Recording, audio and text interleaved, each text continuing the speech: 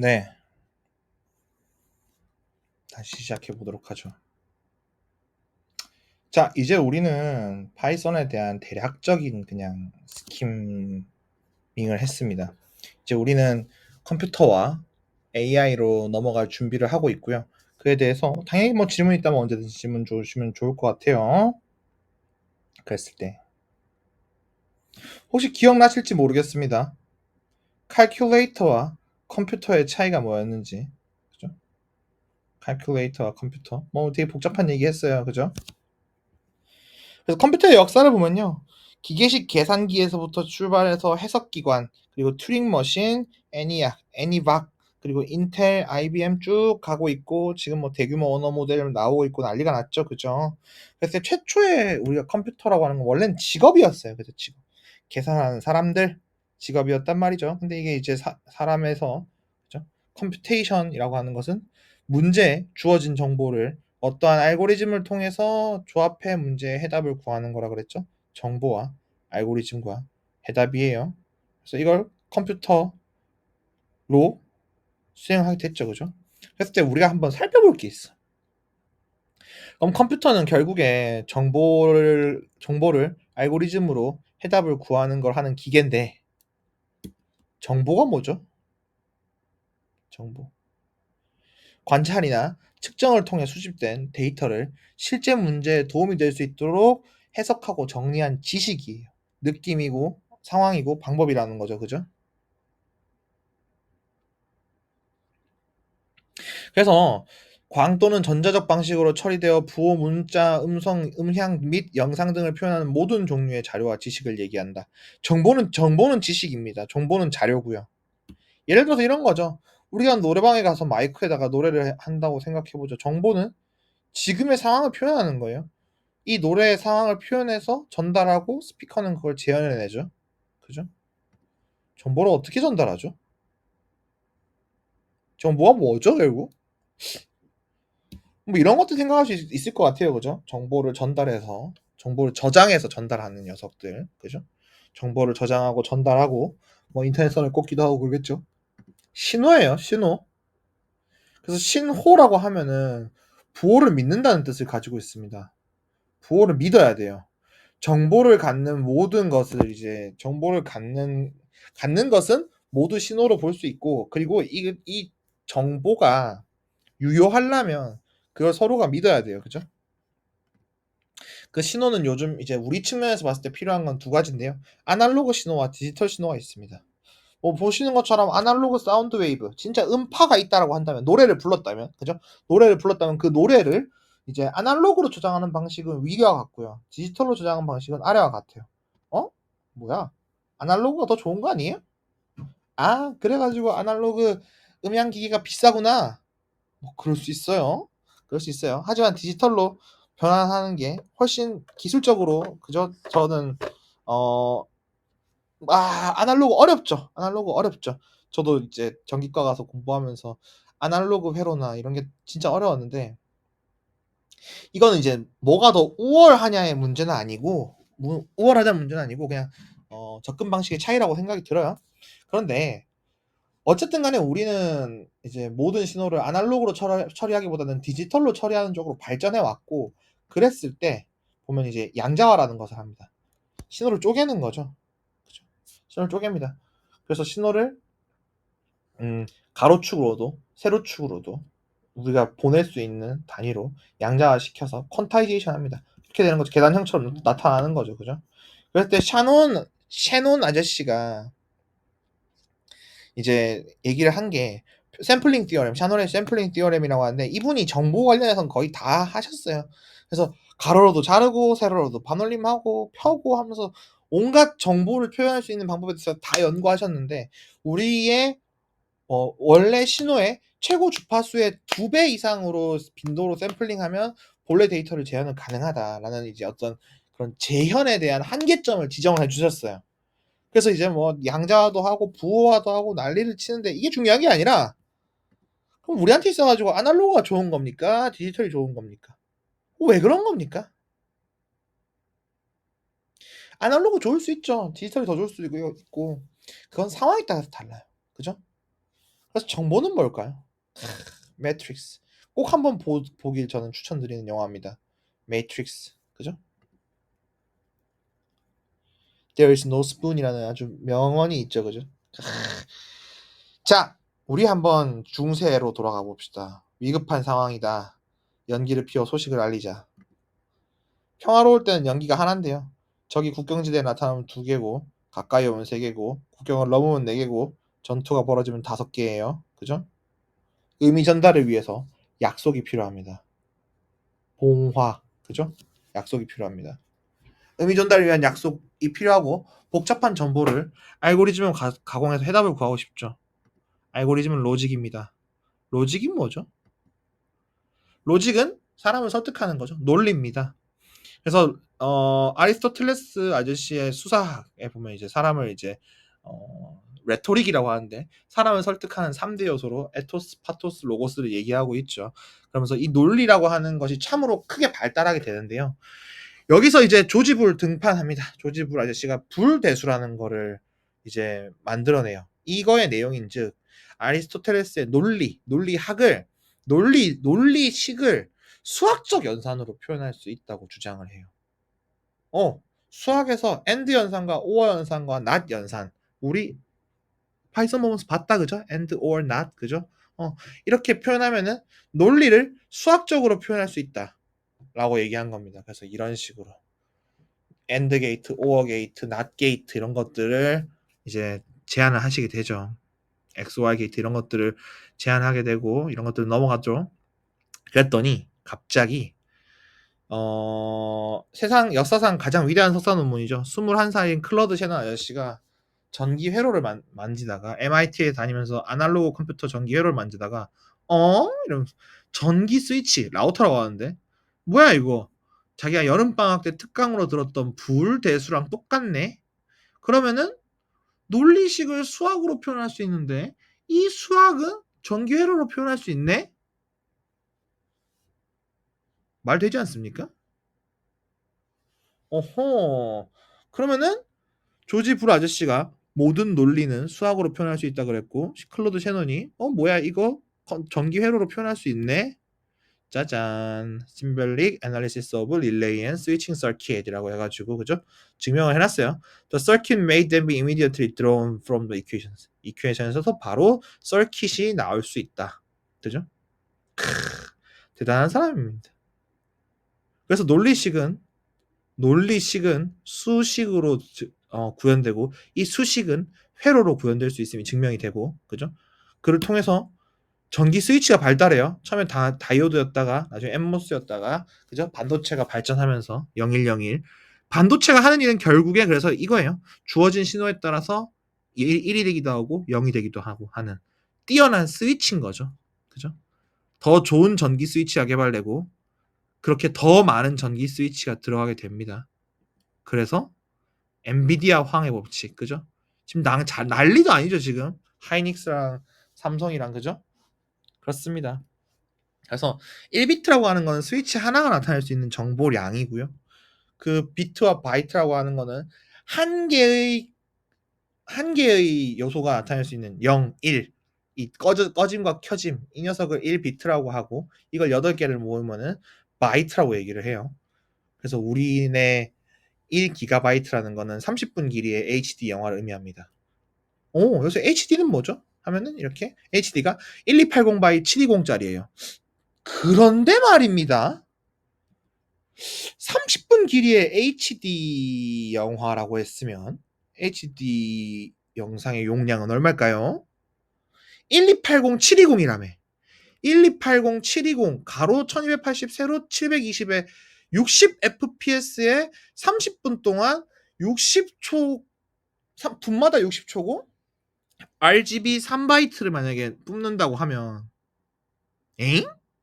총 곱셈을 수행하면 298바이트가 나와요. 예? 1기가라면서요. 1기가 30분 길이의 HD 영화라면서요. 아닌데?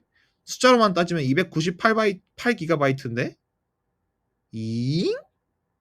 숫자를 그죠? RGB를 3바이트 이상 든다고 가정했을 때 3바이트라고 놓고도 300기가인데 거의? 어떻게 된 일일까요? 앞에 내용이 거짓말일까요? 아니면 제가 지금 거짓말을 하고 있는 걸까요? 사실은 여기서도 클로드 채널 아저씨가 등장합니다. 그분이 이걸 해결한 거고요. 여기서 이제 우리는 컴퓨터에서 정보의 시대로 넘어가는 지점에 있습니다. 정보의 가치는 언제나 같을까요?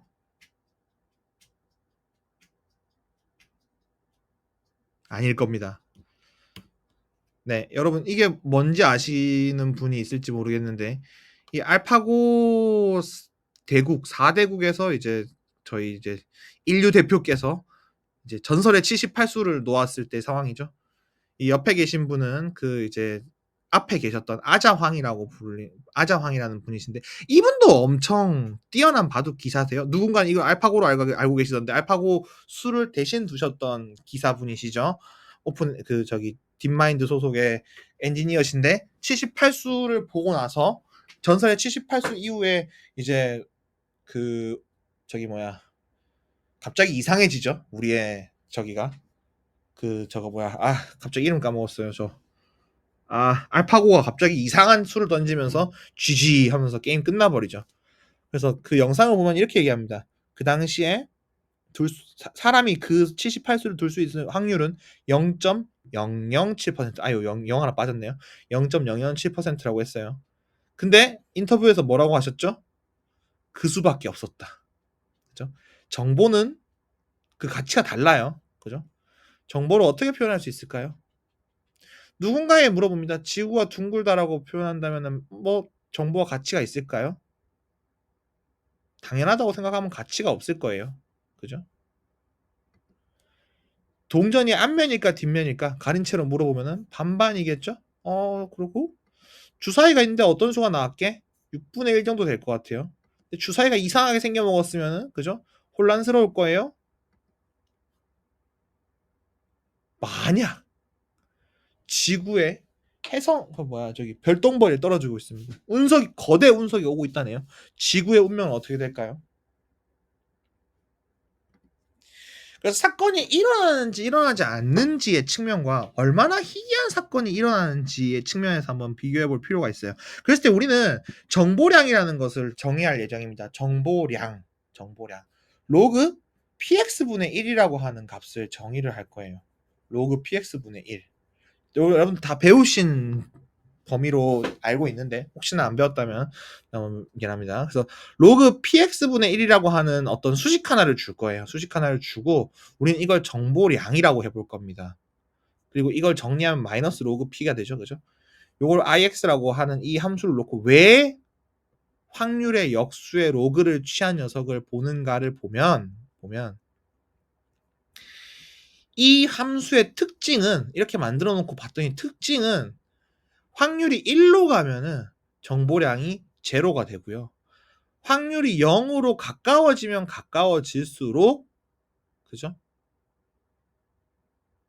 정보량은 올라가네요. 그죠? 아, 이 수식은요.